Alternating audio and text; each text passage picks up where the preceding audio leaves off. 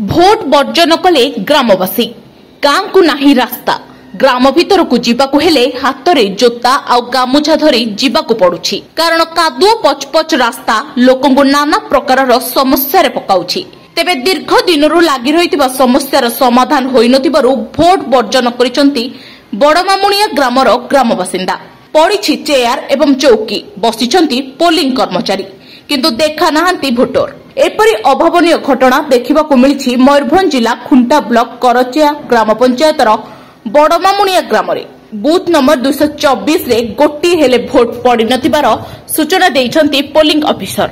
Vote version कले ग्रामवासी गाँ को नाही रास्ता ग्राम भीतर को जीवाकु हेले हाथ में जोता आउ गामुछा धरी जीवाकु पड़ुछि कारण कादुओ पचपच रास्ता लोकंकु नाना प्रकार समस्या रे पकाउछि।